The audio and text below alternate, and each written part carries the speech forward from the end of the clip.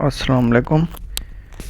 Today is our online lecture 21, and today we will continue with our optics physics, and the topic that we will discuss in today's lecture is geometric physics.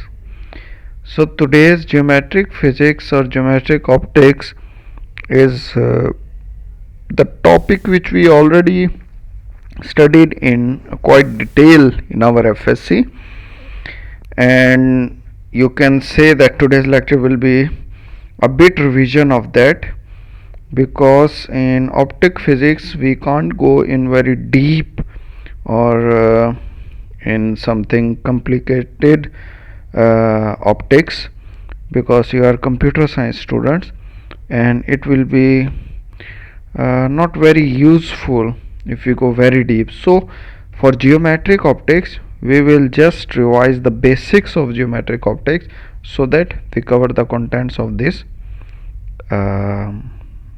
subject. So let's start. Geometric optics. So what is geometric optics? The branch of optics that focuses on the creation of images is called geometric optics. So from the definition it is clear that whatever type of images, shadows, reflection or reflection, whatever it is made, that lies in the branch of optics, that is geometric optics. Now images can be formed of different types, or shadows. Somewhere we called it shadows, somewhere we called it images, not inside our or on our earth, but outside the earth also, outside the solar system also. And the example is solar eclipse, moon eclipse. Whenever there is a solar eclipse or a moon eclipse, so actually why that happen? Because the shadow of the sun or the shadow of the moon or the shadow of the earth makes it happen. So that is also called geometric optics. So what are the rules of geometric optics or geometric physics? Those are: number 1, light is a flow of photons with wavelengths. We'll call these as light rays. Same as electromagnetic waves, electrical waves or magnetic waves, the light waves are the flow of photons. So there are also light rays. Light rays travel in straight line in free space. Free space means the space in which we are living. This is free space. So light travels in a straight line. Always it will be straight. Without using any type of mirror or lens or equipment, the light cannot bend. Light will only bend if there is some type of obstacle, and that obstacle can be any type of mirror or lens. Without that, if it travels in a free space, it always travel in a straight lines. Number 3 is light rays do not interfere with each other as they crosses. It's the same as the electromagnetic or magnetic waves. These light waves also do not interfere with each other as they crosses. Light rays obey the law of reflection and refraction. So you already know what is reflection and refraction, but we will also study this later in our today's lecture. So this means light always obeys. So there are two laws on which light is based on, that is reflection and refraction. The last one is light rays travel from the light source to the eye.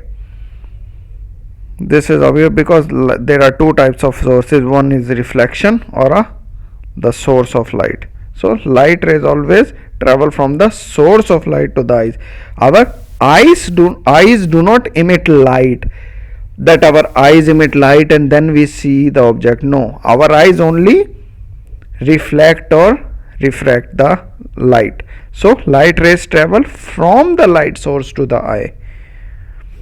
The principle of geometric physics. The principal objective of geometric optics is to be able to determine the location of an image for certain optical elements arranged in a specific geometry. So basically this, it want to say that the location of the object will decide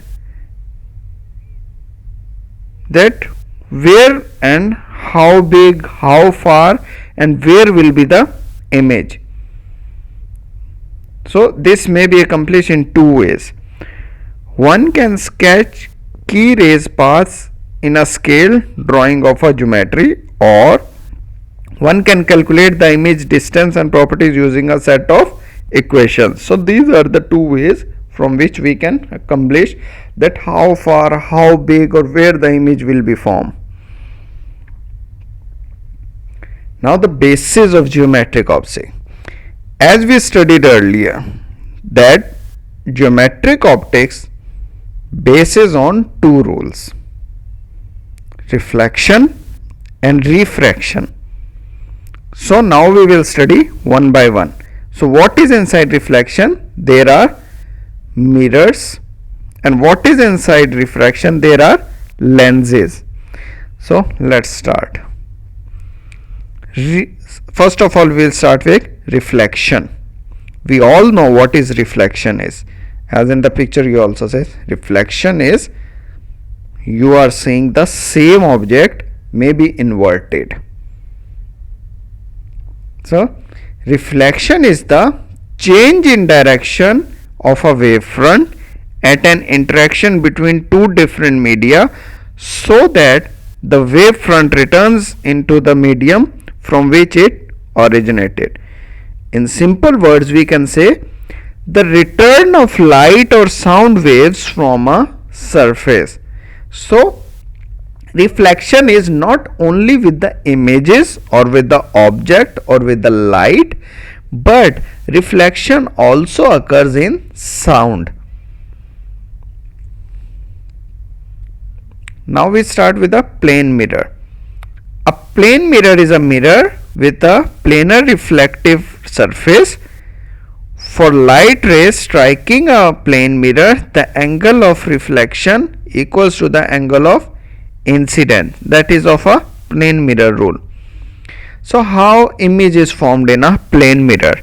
Whenever plane mirror means whenever we saw a mirror in our dressing table or wherever and we see our mirror image, so how that image is formed? If we stand in front of a plane mirror, you see your image behind the mirror. The location of the image can be diagrammed knowing that the surface of the mirror reflects light with an angle of reflection equal to the incident angle. So here you can see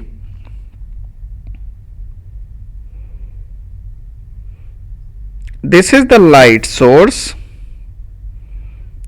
This we are seeing,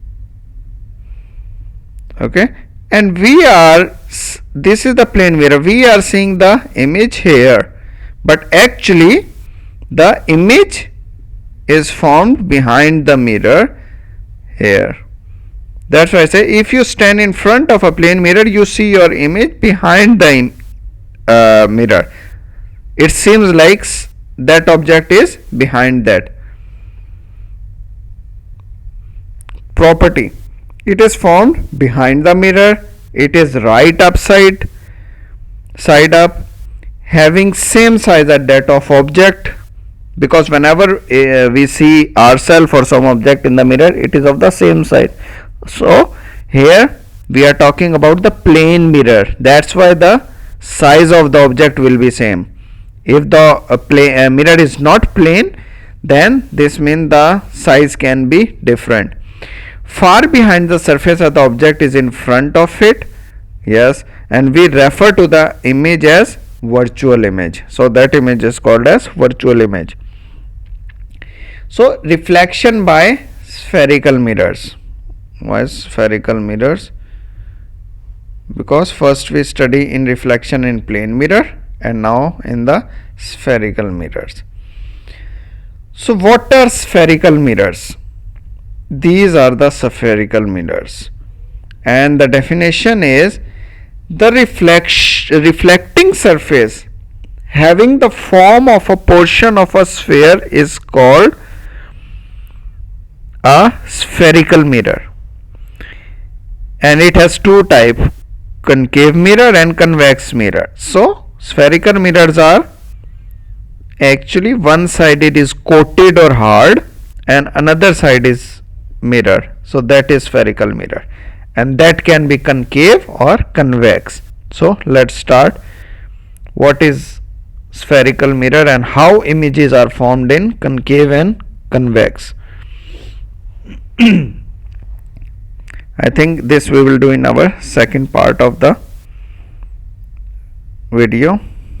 We will continue from reflection here.